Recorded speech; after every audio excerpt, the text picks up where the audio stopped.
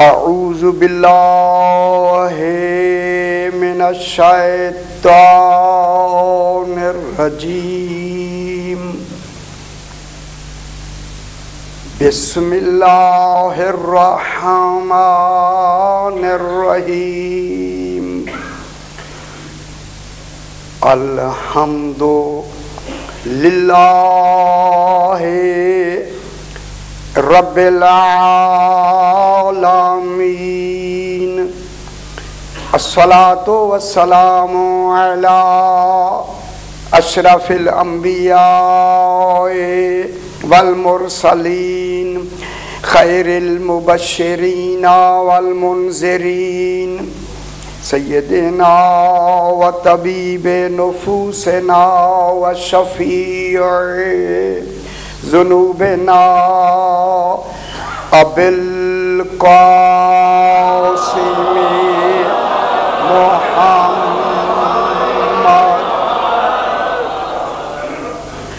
وآلہ الطیبین الطاہرین المعصومین صلوات اللہ علیہم اجمعین اما بعد بسم اللہ الرحمن الرحیم وہو الذی یبدأ الخلق ثم یعیدہ وہو اہون علیہ وَلَهُ الْمَثَلُ الْأَعْلَى فِي السَّمَاوَاتِ وَالْأَرْضِ وَهُوَ الْعَزِيزُ الْحَكِيمُ۔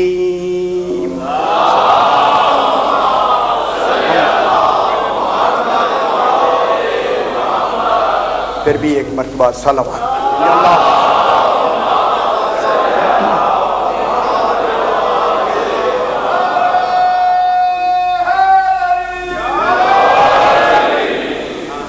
میں نے آپ کے سامنے 21واں پارہ سورہ روم کی 27 نمبر آیت تلاوت کی ہے، جس میں خلاق دو عالم ارشاد فرما رہا ہے، ارشاد ہو رہا ہے وَهُوَ الَّذِي، ترجمہ ہے کہ وہ ہے، سبحان اللہ۔ اس کمال کو وہی سمجھ سکتا ہے، یا کہنے والا یا ہونے والا۔ اس کمال کی حقیقتوں سے ہر انسان باخبر نہیں ہے۔ اگر ہر آدمی باخبر ہو پھر خدا راز نہیں رہتا۔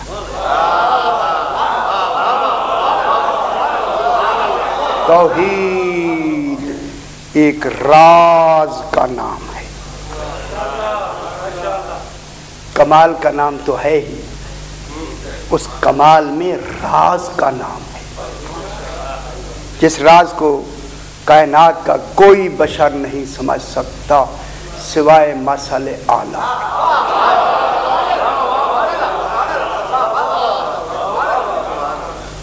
جس کے مقام سریت سے حجاب وہی ہٹا سکتا ہے جو اس مقام سریت کا مقام لے کے آتا ہے۔ کوئی دوسرا اس کمال کو نہ سمجھا سکتا ہے، توجہ فرمائیں، نہ سمجھ سکتا ہے، کسی میں صلاحیت نہیں ہے سوائے مثل اعلیٰ کے۔ کیونکہ توجہ فرمائیں، تھوڑی سی علم کلام کی یہیں سے بحث شروع کر کے آگے بڑھتے ہیں، چونکہ وہ ہے، چونکہ وہ کہنا ایک بات کی دلیل ہے کہ وہ مرکز ہے۔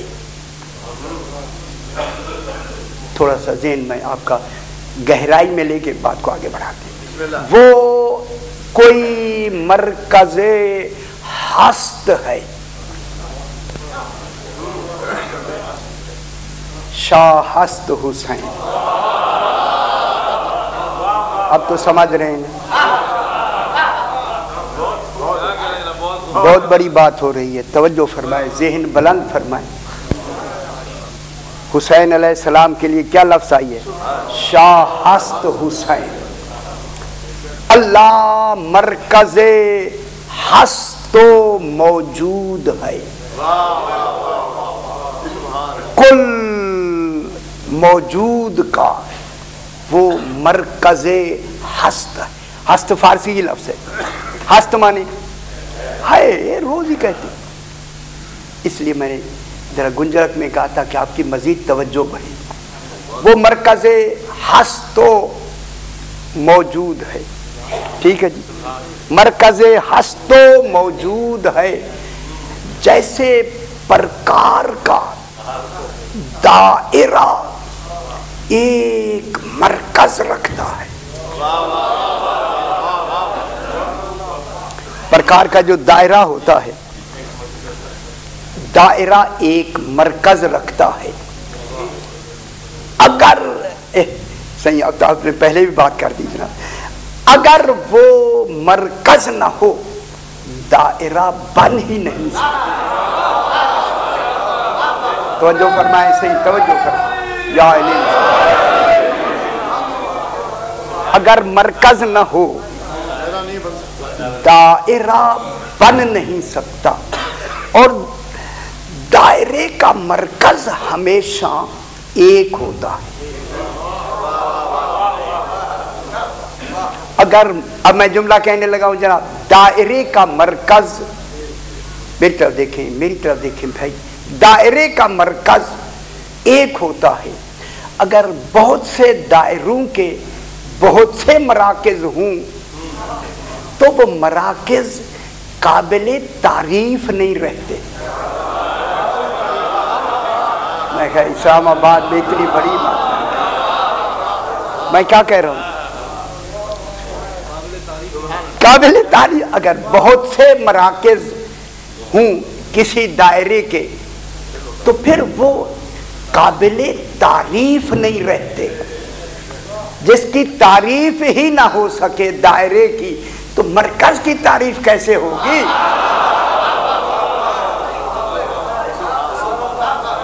آخر یہ علم جب سمجھانے کی حد تک آتا ہے تو اسی طریقے سے ہم آگے بڑھتے ہیں. یہی وجہ ہے کہ مرکز کو سمجھانے کے لیے اشکال کا ہونا واجب ہے.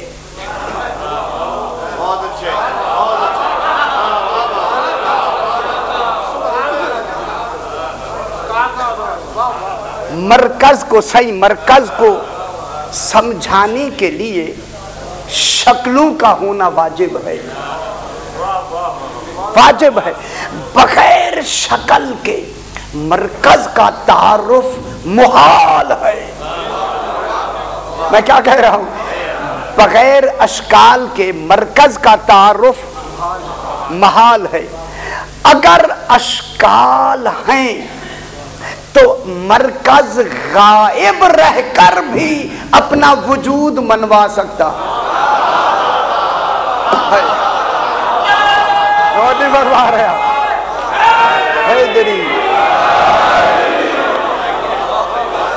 سمجھے تو صحیح ہے نا، مشکل تو ہے، آپ کیا کریں.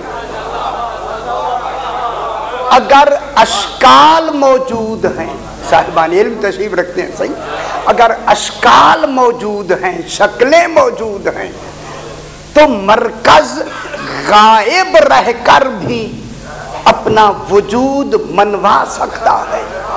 اگر اشکال نہیں ہیں، بے شک مرکز موجود بھی ہو، ثابت اپنے وجود کو نہیں کر سکتا.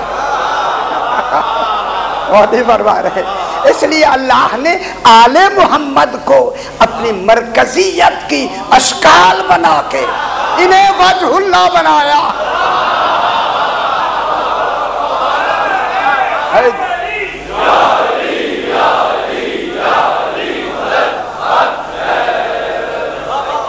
اپنے، میں کیا کہہ رہا ہوں، اپنے اس مرکزیت کا کیا بنایا ہے، ان کو اشکال بنایا ہے، ان کو شکلیں بنایا ہے. چونکہ ہم کسی کی پہچان شکل ہی سے تو کرتے ہیں.